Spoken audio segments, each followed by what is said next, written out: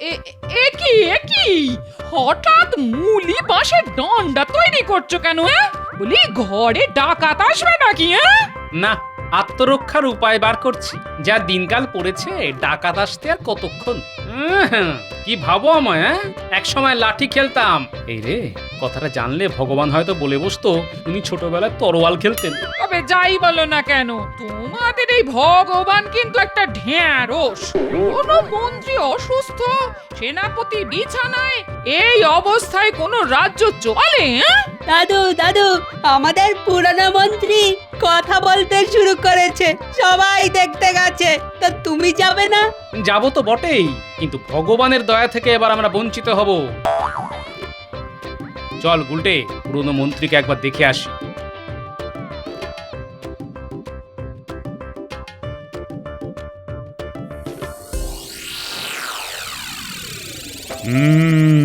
এর চাইতে ভালো খবর আর কি হতে পারে মন্ত্রী? তুমি ফিরে আসবে, তার চাইতে ভালো খবর আর কি হতে পারে? সবই ভগবানের দয়া মহারাজ। ওই নামটা আর উচ্চারণ করুন। আমি আর কি বলবো? তোমার সুস্থ হওয়া উপলক্ষে আমি কাল একটা ভোজ সভার আয়োজন করছি, আর সেটা হবে তোমার বাড়িতে। রাজসভার সবাইকে কিন্তু উপস্থিত থাকতে জানিয়ে দিতে হবে। হ্যাঁ, মন্ত্রীর ফিরে আসাটা আমাদের কাছে খুবই আনন্দের বিষয়। কাল জমিয়ে খাবো। তোমার খাওয়া মানে তো একটা ভোজ সভার সব খাওয়া খেয়ে ফেলা, তবে সেটা করতে যেও না। মহারাজ, খাওয়া নিয়ে দয়া করে আমায় খোঁটা দেবেন না। এই গুণটা আমি অনেক চেষ্টা করে অর্জন করেছি। আমার তো ওই গুণের মধ্যে দুই, খাই আর শুই। এবার আমাদের কি হবে? না খেতে পেয়ে মরবো তো। আরে বাবা, চিন্তা করিস না। আরে বাবা, আমি তো আছি নাকি রে? আপনি তো এখনো কয়েকদিন আছেন, তাই তো? থাকবো না মানে কে তাড়াবে আমাকে? কিন্তু গোপাল তো আপনাকে ছেড়ে দেবে না। হয়তো কালই মহারাজকে বলে আপনাকে তাড়িয়ে দেবে। তখন যা যা, গোপালের কত এলেম তা জানা আছে আমার। গোপাল যদি মহারাজকে ফুসলায়, তবে গোপালকে আমি দেখে নেব। এই শোনো, তোমার এই বড় বড় বাকি না আমি বিয়ের পর থেকেই শুনে আসছি। এতদিন মন্ত্রিত্ব করেও আমায় একটা সীতাহার দিতে পারলে না। আগেই বলেছিলাম গুছিয়ে নাও, গুছিয়ে নাও। এবার বেকার স্বামী নিয়ে আমি বাপের বাড়িতে মুখ দেখাবো কি করে? তার আর কি, এবার আমার বাপের ওপর বসে খাবে, লজ্জাও করে না। লজ্জা আমি পাবো কেন? তোমার বাবা যেভাবে আমার পেছনে পড়ে রইলো, তা দেখে আমার কষ্ট হলো। সত্যি তো, আমি বিয়ে না করলে মেয়েটার তো আর বিয়েই হবে না। এই এই মিথ্যে কথা বলো না, জিভে পোকা পড়বে। আমার বাবাকে কে কে বলেছিল বাড়িতে সোনা মোহরের ছড়াছড়ি, আপনার মেয়ের কোনো কষ্ট হবে না। সেরকমই ছিল। বিয়ের পর সব বুদ্ধি ঘেঁটে গেছে। তবে মন্ত্রী থাকি বা না থাকি, তোমায় সোনার বাজু আমি গড়িয়ে দেবই। কোথা থেকে শুনি? তুমি কি জাদু জানো নাকি? রাজবাড়ি লুট করবো। সেনাপতি এখন নেই, এটাই সুযোগ। এতেও তোমার শিক্ষা হয়নি। এবার কি শুলে চড়ার শখ হয়েছে? শুলের ভয় আমায় দেখিও না। ছোটবেলায় কত শুলে চড়েছি জানো? তোমাদের নাগরদোলার চাইতে অনেক আরামের। আরে ছাড়ুন এসব বাজে কথা। এদিককার খবরটা শুনেছেন? পুরনো মন্ত্রী সুস্থ হওয়ার উপলক্ষে তার বাড়িতে আজ মহারাজ ভোজ সভার আয়োজন করেছেন। ইলাহি ব্যাপার, রাজবাড়ির সবাই যাচ্ছে, এমনকি পাইক বরকন্দাজ। বাড়ি একেবারে ফাঁকা। বলিস কি রে? তবে শেষ কামড়টা দিয়ে আসি বল। পুরো বাড়ি একেবারে ফাঁকা করে দেব, তারপরে জঙ্গলে পগার পার। কি বলিস? হ্যাঁ গো, রানীর ঘর থেকে আমার জন্য হীরের গোটা দশেক মালা নিয়ে এসো তো।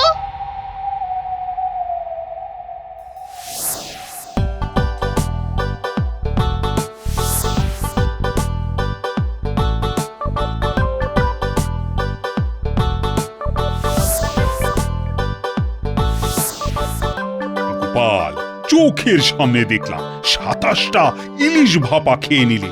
এরপর আছে তো আবার মাংস আর মিষ্টি। একটু বেশি খেয়ে ফেলেছি। ভেবেছিলাম 3টে গোটা পাঁঠা খাবো, তার হবে না। তবে 2টো খাবই। আর মিষ্টি আপনি বরঞ্চ খবর নিন কত হাড়ি দই আর রসগোল্লা এখনো বেঁচে আছে। সে তো বটেই, সে তো বটেই। খাওয়া যে একটা শিল্প তা তুমি প্রমাণ করে দিলে। আচ্ছা, ভগবানকে তো দেখতে পাচ্ছি না। মহারাজ, ভগবানকে কি দেখা যায়? তিনি কোথাও একটা আছেন। না না, ভগবানকে তো আমি এখনো তাড়াইনি। মানে তাড়াবো কিনা সেটাই এখনো ঠিক করে উঠতে পারছি না। তাড়াবেন কেন? এমন বুদ্ধিমান লোককে কি কেউ তাড়ায়? তাহলে কোথায় রাখবো ওকে? কেন, আপনার পাশে, কিন্তু পা, হাত আর মুখটা বেঁধে রাখতে। বাবা বাবা বাবা, চমৎকার হবে। কিন্তু ভগবান এলো না কেন বলো তো? দেখুন ওর শাগরেদদের নিয়ে কোনো চক্রান্ত করছে কিনা। সেটাই তো চিন্তার। তবে ওকে চোখে চোখে রাখা কিন্তু খুব দরকার। এই সর্বনাশ, আমার তো পেয়ে গেছে। হ্যাঁ, পেয়ে গেছে? তখন থেকে বলছি এত কেউ না, কেউ না। এবার কি হবে? রাজবাড়িতেই যেতে হবে। আমার বাড়ি অনেকটাই দূর। তাড়াতাড়ি মহারাজ, নইলে আমার একেবারে কাপড়ে চোপড়ে হয়ে যাবে। না, তোমাকে নিয়ে আর পারা গেল না।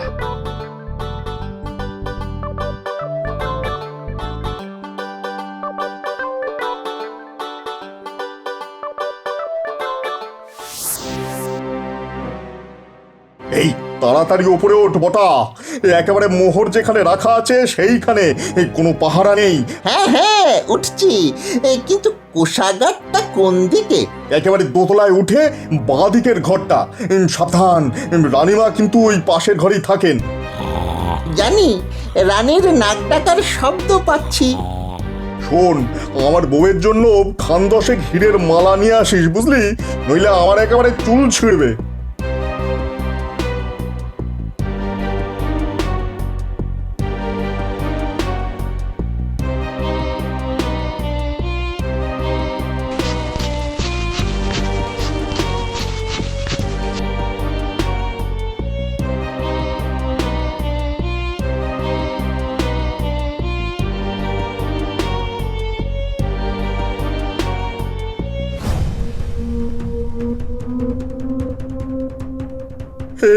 সর্বনাশ হয়ে গেছে রে বটা, মহারাজ আর গোপাল এইদিকেই আসছেন।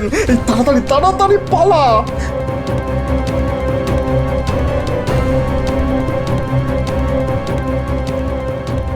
আমরা ঠিক পালিয়ে যাব, আপনি আগে পালান। কি করে পালাবো রে? এই চারিদিকে তো দেওয়াল। দেওয়াল টপকেই পালাতে হবে, আর কোনো রাস্তা নেই। আরে দেওয়ালে চড়বো কি করে? যেভাবেই হোক পারতে হবে, নইলে শুলে চড়তে হবে। হ্যাঁ,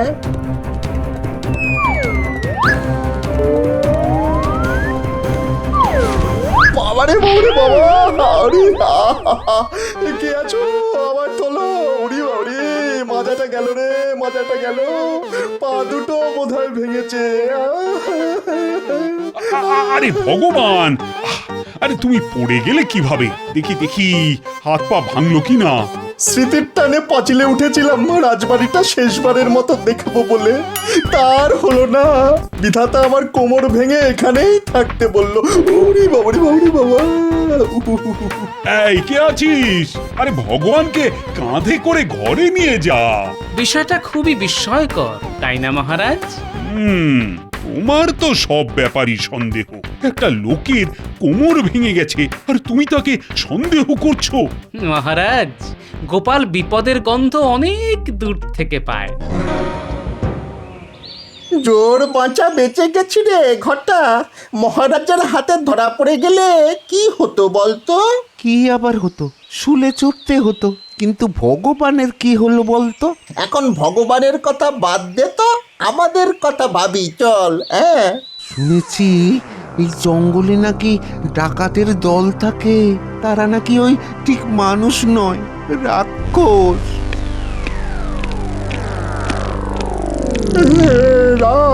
রাক্ষস! ঘটা, এবার কি করি রে? রাক্ষস প্রভু, আমাদের প্রাণে মারবেন না। আগে বল, তোরা কে? এই জঙ্গলে কি করতে এসেছিস? পালিয়ে প্রভু। কেন, তুই কি চোর না ডাকাত? আগে ডাকাত হওয়ার সাধ্য নেই, তাই ওই চুরি চামারি করে খাই। শোন, আমরা মাদারিকা, নাম শুনেছিস? আমরা ভোজবাজি দেখিয়ে গ্রামে গ্রামে ডাকাতি করি। আমাদের কোনো অস্ত্র লাগে না। আমাদের ভেলকি দেখে সবাই ঘর বাড়ি ছেড়ে পালায়। আমাদের দেখে কেউ পালায় না প্রভু, উল্টে লোক দেখে আমরা পালাই। খুবই দুঃখের কথা। আপনার শ্রীচরণে আমাদের একটু স্থান দিন প্রভু। দেখ, আমাদের পথ বড় কঠিন পথ, কিন্তু একটা কাজ তোদের দিয়ে হবে। নগরের সব খবর তো তোদের কাছে আসে, আমাদের সেই খবর দিতে পারবি তো? তোরা শুধু আমাকে ঠিকঠাক খবর দিবি, বুঝলি? আজ্ঞে প্রভু, তবে একটা খবর এক্ষুনি দিতে পারি। নগরের সবচাইতে বড় বণিক সোমদত্ত এখন বাড়িতে নেই। সপ্তডিঙা ভাসাবে বলে কোনো একটা দ্বীপে আছে। বাড়িতে কোনো পাহারা নেই। আজ রাতে একটা চেষ্টা করা যেতে পারে।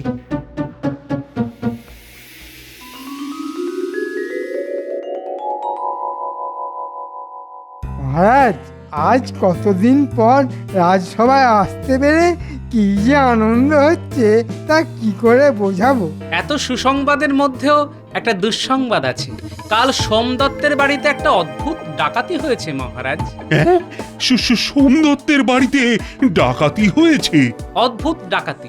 যারা ডাকাতি করতে এসেছিল তারা নাকি একতলা বাড়ির মতো লম্বা, তাদের মুখ দিয়ে নাকি আগুন বার হচ্ছিল। যারা দেখেছে তারা বলছে ওরা নাকি রাক্ষস, জঙ্গলে থাকে, ওরা নাকি মানুষ চিবিয়ে খায়। আমিও ওদের কথা শুনেছি।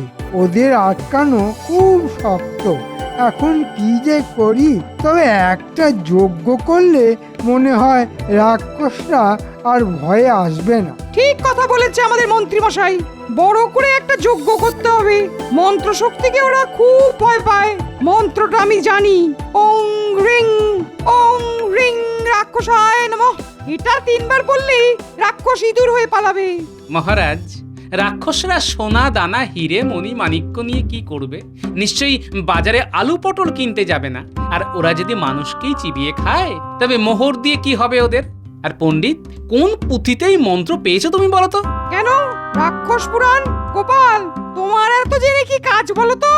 আহ গোপাল, এই ব্যাপারটা আমাদের সামলাতে দাও না। কতদিন সমস্যার সমাধান করতে পারিনি। দেখুন রাক্ষস ধরতে পারেন কিনা, তবে দেখবেন আপনাকেই না ওরা চিবিয়ে খেয়ে ফেলে। আচ্ছা, আপনি বিশ্বাস করেন যে সোমদত্তের বাড়িতে রাক্ষসরা হানা দিয়েছে? বিজ্ঞান রাক্ষস খক্ষস বলে কারো অস্তিত্ব স্বীকার করে না। ওরা মানুষ, রাক্ষস সেজে এসেছে।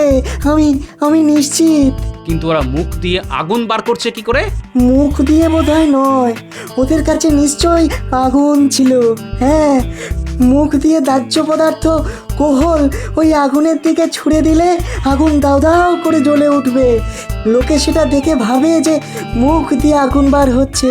কিন্তু তারা এত লম্বা হলো কি করে? দেখো গোপাল, লম্বা হওয়াটা কোনো ব্যাপার নয়।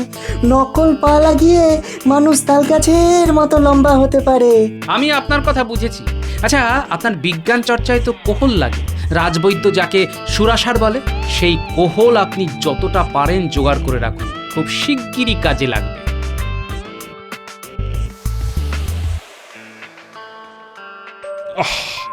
রাক্ষসদের যা উৎপাত শুরু হয়েছে তাতে তো খুব শীঘ্রই তারা রাজবাড়িতেও হানা দেবে। আমাদের সবাইকে যে একেবারে চিবিয়ে খাবে। এই কারণেই তো যজ্ঞের কথা বলছিলাম মহারাজ। আপনি আমায় 1,000 স্বর্ণ মোহর দিন, যাতে যজ্ঞের কাজ নির্বিঘ্নে হয়। হ্যাঁ হ্যাঁ, তোমায় অনুমতি দিলাম। আচ্ছা পণ্ডিত, একটা যজ্ঞ করতে 1,000 সোনার মোহর লাগবে কেন? যা বোঝো না তা নিয়ে কথা বলো না। আমি মন্ত্র বলে এই স্বর্ণ মোহর রাক্ষসদের কাছে পাঠিয়ে দেবো। আর মোহর থাকবে এমন বশীকরণ মন্ত্র যে রাক্ষসরা তার কাছে ঘেঁষতেই সাহস পাবে না। ঠিক আছে, বুঝলাম মহারাজ।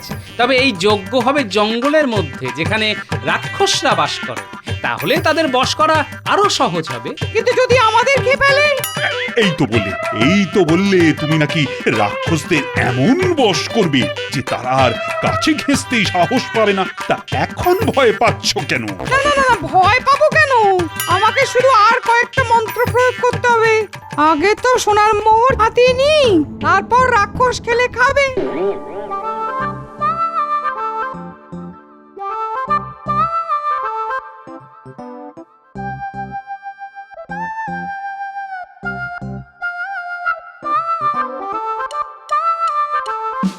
ভালোই তো দাম আনলে, 1,000 স্বর্ণমুদ্রা একাই ট্যাঙ্কে ভরবে, আমার ভাগ দেবে না? তা কখনো হয়? হ্যাঁ, কিন্তু গোপাল যে সব ভেস্তে দিল, জঙ্গলে কেন যোগ্য হবে বলো তো? আরে রাক্ষস টাক্ষস কিছুই নয়, এরা ডাকাত। ভগবানের সাগরেদ বটা ঘটা ভগবানকে না পেয়ে আমার কাছে এসেছিল, সব বলেছে। ওদের বলে মাদারিকা, ভোজবাজিতে ওরা ওস্তাদ। নবাবের সেনারা ঘোড়ায় করে ওদের ধরতে পারে না, লম্বা পায়ের এত জোর। ওরা ওই মোহর চেয়েছে, নইলে নাকি রাজবাড়ি লুট করবে। তাই একটা রফা করেছি, 1 সহস্র মোহর ওদের দিয়ে দেবো, তারপর তা থেকে ভাগ নেবো, আপনাকেও দেবো। বাহ বাহ, চমৎকার ব্যবস্থা করেছে। যাই করো বাপু, আমার ভাগটা কিন্তু চাই।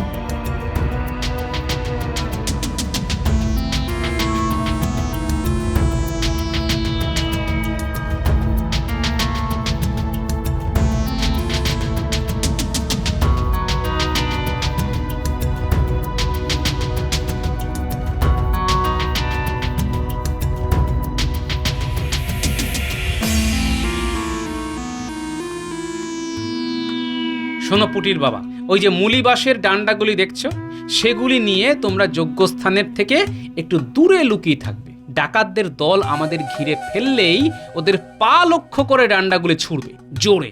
ওরা উল্টে পড়লেই পটাপট ওদের মাটিতে চেপে ধরতে হবে। আমাকে কি করতে হবে গোপাল? ধুতির খোঁটায় কোহলের শিশি লুকিয়ে রাখতে হবে। ডাকাতরা আসলেই মুখে কোহল নিয়ে আগুনের চেলা কাঠে কোহল ছুঁড়ে দিতে হবে। পারবে তো? আরে পারবো না মানে? রাক্ষস বা ডাকাত যেই হোক না কেন, আগুনকে ভয় পায় না এমন কেউ নেই। হ্যাঁ,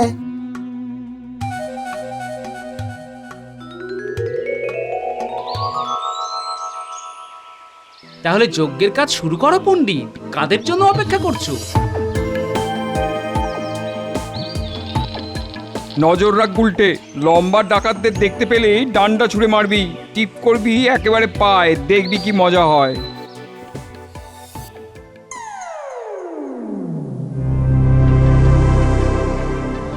ওরা এবার যজ্ঞ শুরু করবে। তোরা মুখ দিয়ে আগুন ছুঁড়তে ছুঁড়তে হারে রে রে করে তেড়ে যাবি। বটা আর ঘটা এই হট্টগোলের মধ্যে পণ্ডিতের কাছ থেকে সোনার মোহর নিয়ে আসবে, বুঝেছিস? ওং রিং রাক্ষসায় নমঃ, ওং রিং রাক্ষসায় নমঃ। এসে গেছে, এই বেলায় সোনার মোহরগুলি সরিয়ে ফেলি, বটা ঘটা এক্ষুনি এসে পড়বে।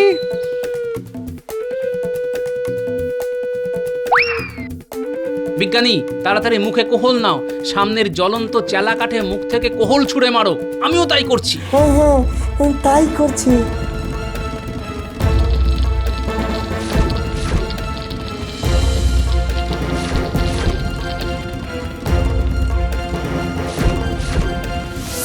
একই রে, আমাদের দিকে আগুন ছুটছে কে রে? জোরে মার গুলটে, একেবারে পায়ে টিপ করে।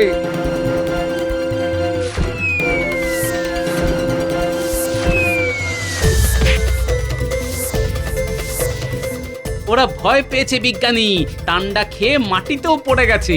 এখন ওদের ধরতে হবে।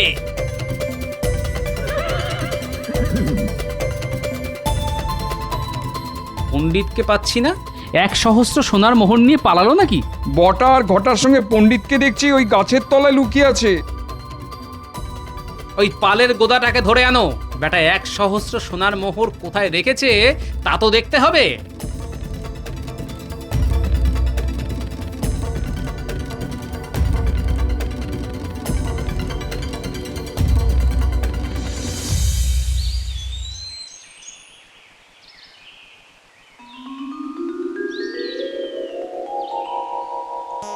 আরে বটা ঘটা যে, এতদিন তো ভগবানের হয়ে চুরি চামারি করতি, এখন পণ্ডিতের হয়ে কাজ করছিস? হ্যাঁ, মোটেই না, শুধু কি আমার হয়ে ওরা কাজ করে নাকি?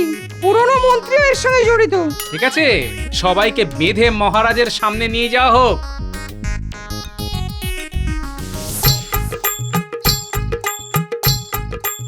এই হলো ব্যাপার মহারাজ। এরা রাক্ষস খক্ষস নয়, ডাকাত। এদের দলের নাম মাদারিকা। ভোজবাজি দেখিয়ে ওরা ডাকাতি করে। ডাকাতদের যে কি শাস্তি দেব তা জানি, কিন্তু গোপাল, ঘরের শত্রু পণ্ডিতকে যে কি করব সেটাই তো বুঝে উঠতে পারছি না। আমার মনে হয় ওদের উপযুক্ত শাস্তি হবে লম্বা বাঁশের ডগায় বেঁধে রাজবাড়ির সামনে দাঁড় করিয়ে রাখা। মহারাজ, আমাকে একা শাস্তি দিলে অন্যায় করা হবে। আমাদের পুরনো মন্ত্রী আমার কাছ থেকে সোনার ভাগ চেয়েছিল। ফিরে আসতে না আসতেই অপরাধ করা শুরু করেছ। তুমি তো ভগবানের চাইতেও বড় শয়তান।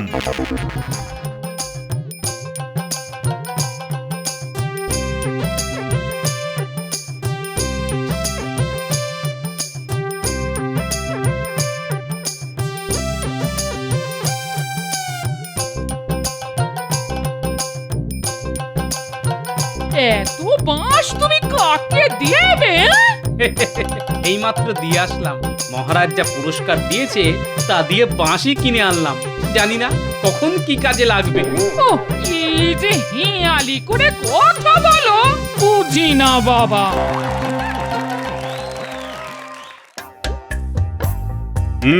বুঝলে, রথযাত্রার তো আর বেশি দেরি নেই, আর আমাদের প্রস্তুতি তো মোটামুটি শেষ। আমি আমার দুধকে পাঠিয়েছি মন্দিরের মহান্তর কাছে। সকালে বিগ্রহ মন্দির থেকে নিয়ে আসতে হবে। কোন সময়টা প্রশস্ত এটাই ও জানতে গেছে। গোপাল, এই রথযাত্রায় তোমাকে কিছু বিশেষ দায়িত্ব দেব। ধন্যবাদ মহারাজ, আমি সর্বদা দায়িত্ব নিতে প্রস্তুত মহারাজ। ও মহারাজের এই গোপাল প্রীতি আর গেল না। দায়িত্ব মানে কুপিয়ার আধুনিকে ভালোই কাটিয়ে দিল। মন্ত্রী, তুমি অতিথি অভ্যাগতদের আপ্যায়নের বিষয়টা দেখবে। তোমার সাথে এই কাজে সভাকবিও থাকবে। তা সভাকবি, এই উপলক্ষে একটা চমৎকার কবিতা রচনা করো দেখি। জয় জগন্নাথ, জয় জগন্নাথ, প্রভু কৃপা করো, ভক্তি ভরে রথের রশি শক্ত হাতে ধরো। 3 ভাই বোন আসছে রথে, মাসির বাড়ি যাবে। 7 দিন থাকার পরে উল্টো রথ হবে। উল্টো রথে ফিরতি পথে নিজের বাড়ি ফেরা। রথে বসে প্রভুর শরীর আলোয় আলোয় ঘেরা। মহারাজ প্রণাম জানান প্রভু জগন্নাথের পায়। রথের চাকা গড়িয়ে যাবে ডাইনে থেকে বাঁয়। সবাই বলো উচ্চ স্বরে, জয় জগন্নাথ জয়। কেটে যাবে সব অবসাদ, দূর হবে যে ভয়। সাধু সাধু। মহারাজ, একটা খবর আছে। হ্যাঁ বল প্রহরী, যা খবর আনতে গিয়েছিলে সেটা এনেছো? হ্যাঁ মহারাজ। মহারাজ, মন্দিরে যে 2টো বিগ্রহ ছিল, একটা আমাদের আর আরেকটা ওই খাম্বাজ রাজের। হ্যাঁ, এইরকম ভাবেই তো প্রতি বছর আমরা 2 রাজ্য রথযাত্রা পালন করে এসেছি। তা এটা নিয়ে তোমার এত চিন্তা কেন? মহারাজ, মন্দিরে পুরোহিত বললেন যে এবার একটা বিগ্রহই ওই রথের জন্য যাবে। একটা কিছু গোলমাল ঘটতে চলেছে। জয় জগন্নাথ, কিছু একটা এলোমেলো করে দাও, লুটে পুটে খাই, বড় দুর্দিনে আছি। সে কি মহারাজ, একটা বিগ্রহ হলে তো ভয়ঙ্কর কাণ্ড ঘটবে। ওদিকে খাম্বাজ রাজা ছেড়ে দেবেন না, কি হবে? সেই তো খুব চিন্তার বিষয়। কি প্রহরী, পুরোহিত মশাই আর কিছু বলেননি? আর পুরোহিত মশাই বলেছেন যে যে রাজ্য আগে মন্দিরে আসবে সেই রাজ্যকে বিগ্রহ দেওয়া হবে। সে কি, এ কেমন তর সমস্যা? কিছু বলার নেই, রথ আমরাই বের করব, বিগ্রহ আমাদের কাছেই আসবে। আমরা রাত থাকতে আমাদের চতুর্দোলা পাঠিয়ে দেব। কৃষ্ণচন্দ্রের সভায় কিন্তু গোপাল আছে, ওটা ভুলে যেও না। ওই সভায় মহারাজ কৃষ্ণচন্দ্রের মন্ত্রীও আছে মহারাজ। কিছু উপরি দিলে দেখবেন কিরকম কুটবুদ্ধি দেবে। ওর হাত ধরে আমরা আমাদের রথযাত্রা শুরু করতে পারব। তাহলে কৃষ্ণনগরে খবর পাঠাও। আমাদের কিছু করতে হবে না, দেখবেন ওই মন্ত্রী কিরকম নিজে থেকে আপনার সাথে যোগাযোগ করে। বলছো? বলছি মহারাজ। এলোমেলো করে দেবার সুযোগ প্রভু দিয়ে দিয়েছে। এইবার লুটে পুটে খাওয়ার সময় এসে গেছে। মন্ত্রী মশাই কিছু ফন্দি নিশ্চয়ই ভাবছেন, ভাবতে ভাবতে হাসছেন। ভালো। গোপাল, তুমি আমার দিকে এভাবে তাকিয়ে কি ভাবছো? মন্ত্রী মশাই ভাবতে শুরু করে দিয়েছেন দেখে বেশ লাগছে। কিন্তু আমি মন্ত্রী, ভাবার জন্য মহারাজ আমাকে বেতন দেন, আমাকে ভাবতেই হবে। তাহলে ভাবো কি করে এই সমস্যা থেকে উদ্ধার পাবো আমি। মহারাজ, আমি ভেবে নিয়েছি, আমি একবার খাম্বাজ রাজার কাছে যাব। গোপাল, তুমিও ভাবো, জগন্নাথ দেবের রথ কৃষ্ণনগর থেকে বের হবে। মহারাজ, যথা সময়ে প্রভুই ঠিক রাস্তা দেখিয়ে দেবে। কি বলেন মন্ত্রী মশাই? হ্যাঁ, কিছু বলছিলে গোপাল? বাবা, মন্ত্রীমশাই তো একেবারে ভাবনার গভীরে চলে গেছেন। রাগলে চলবে না। গোপাল আমাকে রাগাবার চেষ্টা করছে। ভাবতে তো হবেই। আমার কাজ ভাবা, আর তোমার কাজ হারামো করা। থামো, আমার বলে মাথার গায়ে কুকুর পাগল অবস্থা, আরে এরা করছে ঝগড়া। মন্ত্রী, তুমি পায়ে পা বাঁধিয়ে ঝগড়া করছো দেখছি। আর গোপাল, তুমি নিজের মতো ভাবো না, রথ আমার রাজ্য থেকেই বের হবে। কিছু নিশ্চয়ই ভাবছেন মন্ত্রীমশাই। আপনি চলেন ডালে ডালে, আমি চলি পাতায় পাতায়। মন্ত্রী, মহারাজ কৃষ্ণচন্দ্রের মন্ত্রীকে বিশ্বাস করাটা কি ঠিক হবে? আমাদের কাছে আর কোনো উপায়ও নেই। সেটা অবশ্য ঠিক। প্রভু যা ইচ্ছে। আমার শুধু একজনকে নিয়েই চিন্তা, সেটা হলো গোপাল।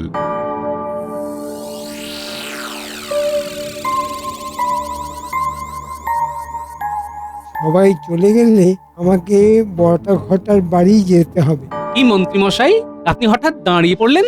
ঘরে যাবেন না? আচ্ছা, তোমার কি আমার পেছনে গোয়েন্দাগিরি করা ছাড়া আর কোনো কাজ নেই? হ্যাঁ, তোমরা জানো না আমার ওপর কত বড় কাজের ভার? হ্যাঁ, তা তো দেখতেই পাচ্ছি। কাজের ভারী একেবারে নুয়ে গেছেন। কি যে হচ্ছে ছয়, খামোখা লড়ছো কেন? মন্ত্রীমশাই, আপনার সাথে তো গোপাল কোনো খারাপ ব্যবহার করেনি।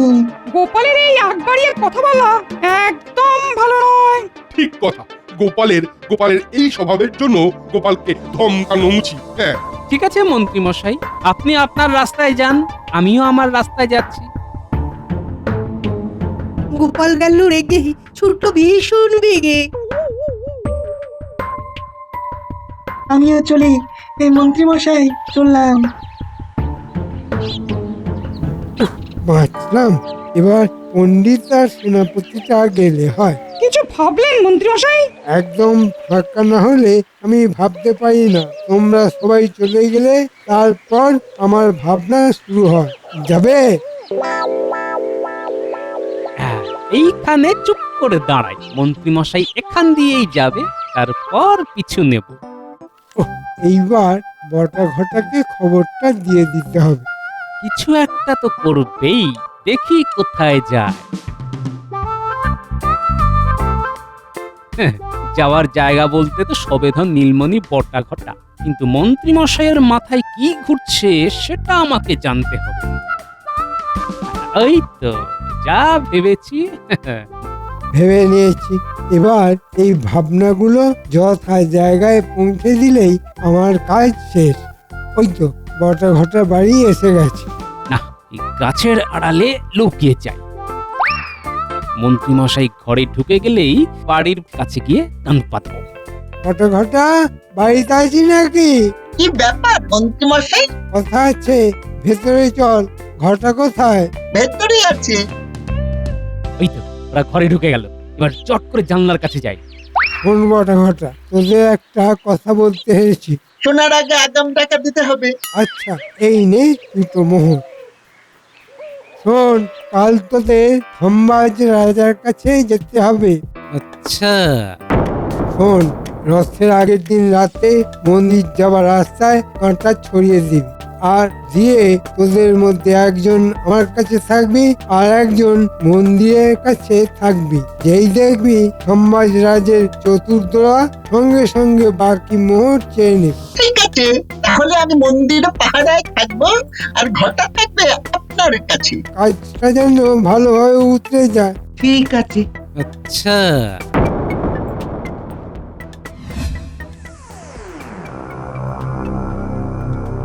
বলো, কি সংবাদ? কৃষ্ণনগর থেকে মন্ত্রীমশাইয়ের দুজন চর এসেছে। কি মহারাজ, বলেছিলাম না? যাও, প্রহরী নিয়ে এসো। তুমি ঠিকই বলেছ। মহারাজ, ভালোভাবে বাজিয়ে নিয়ে কথা দেবেন। কৃষ্ণনগরের মন্ত্রী কিন্তু ভীষণ ধূর্ত। প্রণাম মহারাজ। আমরা কৃষ্ণনগরের মহামন্ত্রীর দূত। বলো কি খবর দিতে চাও? মহারাজ, মন্ত্রীমশাই বলে পাঠিয়েছেন যে সেদিন কৃষ্ণনগরের চতুর্দলা দেরি করে যাবে। কিভাবে? কৃষ্ণনগর থেকে মন্দিরে যাবার পথে আমরা ওই কাঁটা ফেলে রাখবো, যার ফলে আমাদের রাজ্যের চতুর্দলা বাহকদের পায়ে সেই কাঁটা ফুটে যাবে। আর ওরা পায়ের কাঁটা বার করতে বসে যাবে। পায়ে হাত লেগে যাওয়ার জন্য ওদের আবার শুদ্ধ হতে হবে। বুঝেছি। সেই সুযোগে আমরা আমাদের চতুর্দোলা নিয়ে মন্দির থেকে বিগ্রহ নিয়ে চলে যাব। বাহ বাহ, খুব ভালো ভাবনা। মহারাজ, আমাদের মন্ত্রী মশাই আমাদের হাতে এই কাজের জন্য ওই আগাম মানে ওই অগ্রিম কিছু দিতে বলেছেন। আগাম পেলেই আমরা কাজ শুরু করব। ঠিক আছে, ঠিক আছে, তোমরা অপেক্ষা করো। প্রহরী, প্রহরী, ওদের একটু বিশ্রামাগারে নিয়ে যাও তো।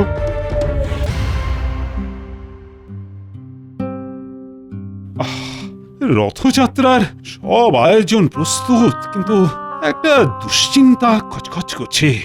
আমরা বিগ্রহ নিয়ে মন্দির থেকে সবার প্রথমে আসতে পারবো তো? দুশ্চিন্তা করবেন না মহারাজ। এবারে কৃষ্ণনগর থেকে রথ আর বের হবেন। ডান হাতটা খুব চুলকাচ্ছে। মন্ত্রীমশাই, আপনি মুখটা কুচকে ডান হাত চুলকোচ্ছেন কেন? গোপাল, তুমি কিন্তু আমার পিছনে গোয়েন্দাগিরি করো না।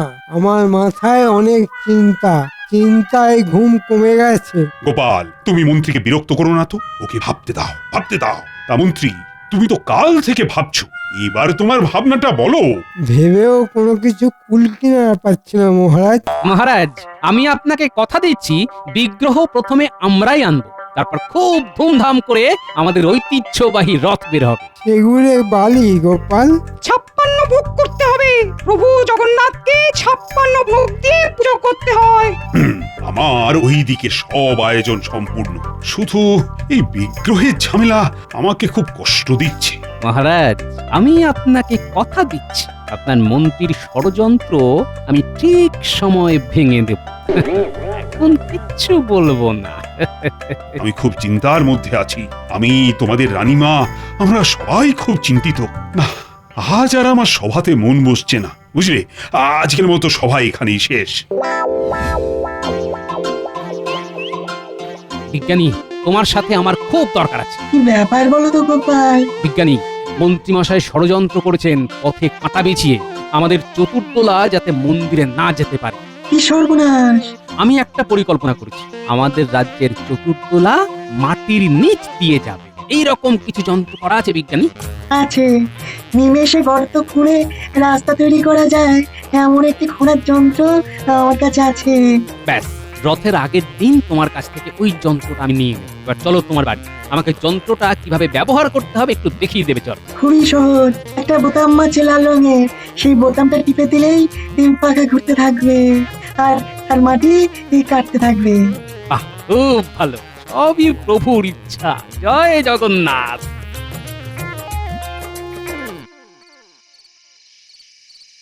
বটা ঘটা আছিস নাকি? যাবো আর কোথায় মন্ত্রীমশাই, আছি। আমরা কাজটা করে দিয়েছি। কত ঝক্কির কাজ বলুন তো মন্ত্রী মশাই। ওদের ওপর বিশ্বাস আছে বলেই তো কাজগুলো দিই। এই যাক, অগ্রিম দেওয়ার যে কথা ছিল সেটা কি হয়েছে? হয়েছে, আমরা আমাদের অগ্রিম পাওনাটা কেটে আপনাকে দিয়ে দিচ্ছি। মানে মানে ওই আমাদের দিকটা আমরা একটু ওই বেঁধে নিই। কি শিয়ানা হয়েছে রে বাবা, হ্যাঁ? আচ্ছা, এক মাগে শীত যাবে না।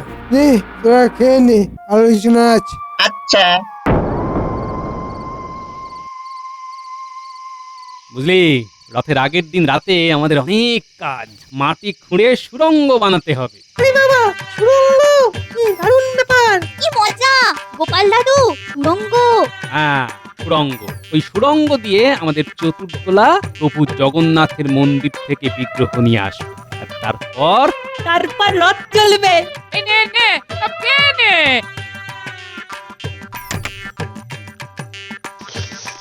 সবার জন্য পাঁপড় ভাজা নে। নে নে নে। একটা ছড়া শুনবি? শুনবে দিদা? ও গোপাল দাদু, শুনবে? শোনা। রথ চলেছে পথের মধ্যে দিয়ে। মন্ত্রীমশাই দাঁড়িয়ে আছে কানে আঙুল দিয়ে। তার সামনে বটা ঘটা নাক খত্তায় মাঠে। গোপাল দাদু নাগড়া পরে রাস্তা দিয়ে হাঁটতে। বাহ বাহ বাহ বাহ, দারুণ বানিয়েছিস তো।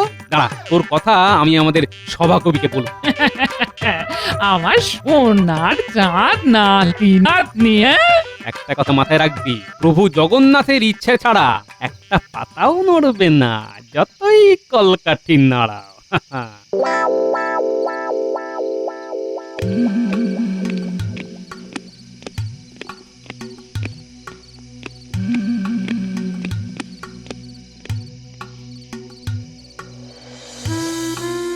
কিছু উপায় হলো মহারাজ?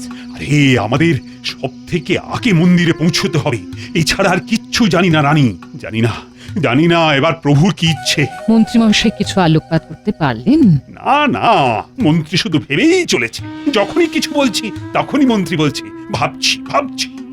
ভেবে ভেবে রথের দিন চলে এলো, রথের মেলা বসতে চলেছে, সব পশারীরা তাদের পশরা নিয়ে হাজির হয়েছে। আর এর মধ্যে যদি রথ বের করতে অসমর্থ হই। গোপাল কিছু বলেছে? গোপাল? না, ও আর কি বলবে। মহারাজের জয় হোক। কি ব্যাপার এত রাতে? গোপাল বাইরে দাঁড়িয়ে। কিছু নিশ্চয়ই কথা আছে। তাও কি আসতে বলো। কি ব্যাপার হলো? গোপাল এত রাতে কেন? সবই প্রভুর ইচ্ছে। প্রণাম মহারাজ, একটা বিশেষ কথা বলবার জন্য এত রাতে আপনার কাছে এলাম। বলো। এখন কিন্তু কাউকে কিচ্ছু জানাবেন না। কি হেয়ালি করছো গোপাল? কি হয়েছে? রানীমা, মন্ত্রীমশাই খাম্বাজ রাজের সাথে হাত মিলিয়েছে। আমার নিজে চোখে দেখা বটা ঘটাকে নিয়ে ষড়যন্ত্র করেছেন। মহারাজ, মন্ত্রীমশাই যেন বুঝতে না পারে যে আমরা জেনে গেছি। মন্ত্রীমশাইকে বামাল সমেত ধরব। ভাগ্যিস গোপাল ছিল। বাবা! মহারাজ, জগন্নাথ দেব চাইছেন আপনার সেবা নেবার। উনি যখন চাইছেন তখন তো আর কিচ্ছু করার নেই মহারাজ। শুধু মন্দিরে বিগ্রহ আনার সময় আমরা রাস্তা বদলাবো। আমরা মাটির নিচ দিয়ে রাস্তা কেটে মন্দিরের দ্বারে পৌঁছে যাব। শুধু এই কথাটি বলার জন্যই এত রাতে আমি এসেছি মহারাজ। এখন আমি আসি মহারাজ। তবে সাবধানে কিন্তু। জয় জগন্নাথ, জয় জগন্নাথ।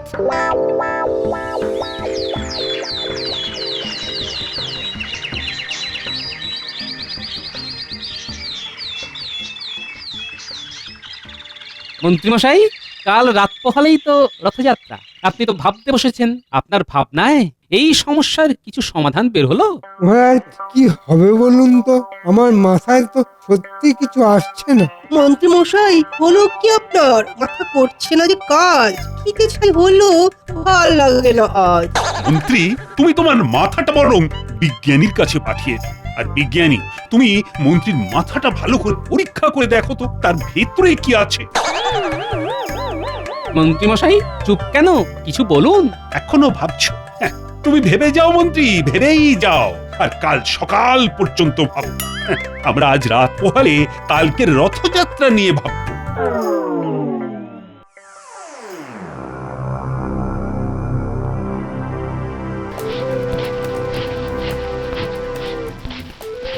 ঘটা তাড়াতাড়ি কর। কাজ শেষ মন্ত্রী মশাই। পুরো রাস্তা হয়ে গেছে। এইবার যারা এই রাস্তা দিয়ে যাবে তারা মরবে। নমস্কার, কাজ হয়েছে। চল এবার চল। মন্ত্রী, চিন্তা তো থেকেই যাচ্ছে। কি হবে কাল? বৃথা চিন্তা করছেন, কাল আমাদের রাজ্য থেকেই রথ বের হবে। হ্যাঁ বলছো? আরে বলছি মহারাজ, আপনি নিশ্চিন্তে থাকুন।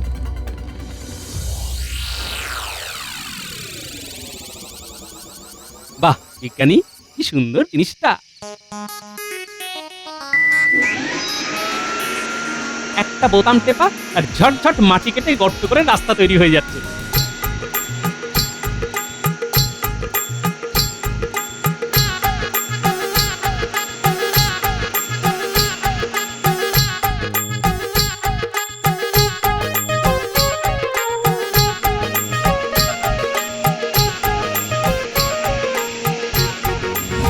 আমার বানর সেনা কেমন লাগছে? দারুণ লাগছে। তাহলে গোপাল দাদু, কাল আমাদের রাজ্য থেকেই রথ বের হবে। আরে আবার চিন্তা করছিস কেন?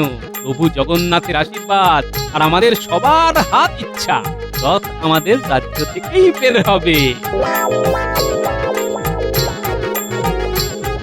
সবাই বলো জয় জগন্নাথ, জয় জগন্নাথ।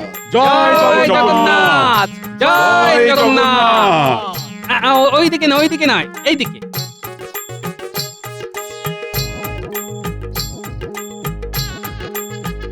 এই সুড়ঙ্গ ধরে সোজা হাঁটো। এই সুড়ঙ্গ একেবারে মন্দির পর্যন্ত গেছে। পুরোহিতের সাথে কথা বলা আছে, তোমরা ওখান থেকে বিগ্রহ নিয়ে সোজা আমাদের রথতলা, ওখানে কীর্তন হবে।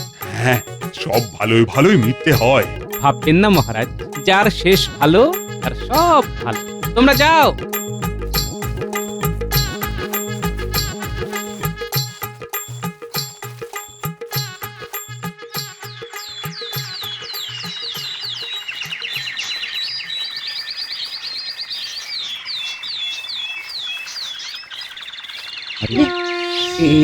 এটা কি হলো? এটা তো আমাদের রাজ্যের লোক। হ্যাঁ, তা ওরা কি করে এলো? ঠাকুর মশাই, আমরা ওই মহারাজ কৃষ্ণচন্দ্রের রাজ্য থেকে আসছি। তোমরা এখন প্রথম এসেছো, বিগ্রহ এখন তোমাদের হেফাজতে। নাও, প্রভু জগন্নাথকে নিয়ে রথে বসাও, বসাও, বসাও। ও ঘটনা, ঘটনা, চিৎকার করে বলো জয় জগন্নাথ। জয় জয় জগন্নাথ, জয় জয় জগন্নাথ। জগন্নাথ। এটা কি হলো? এ তো কৃষ্ণনগরের লোক, এরা এলো কি করে? যাই মহারাজের কাছে খবরটা দিয়ে আসি।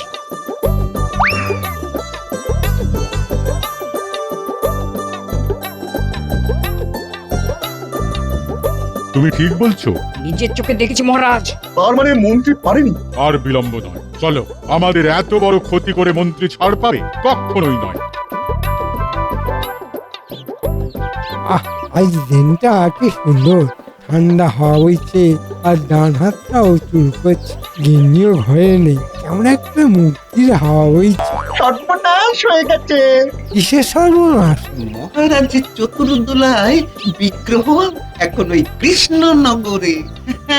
মানে মানেটা আমি বলি মন্ত্রী মশাই, আপনার চালটা আমি সেদিনই ধরে ফেলেছিলাম। মানে সাপের হাঁচি বেদে চেনে, তুমি সাপ আর আমি বেদে।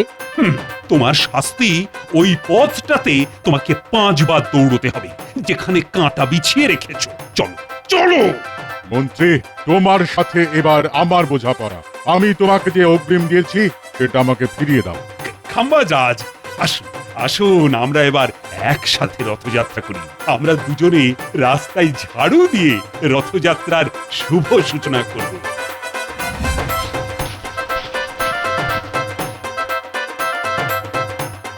জয় জগন্নাথ, জয় জগন্নাথ। জয় জগন্নাথ, জয় জগন্নাথ।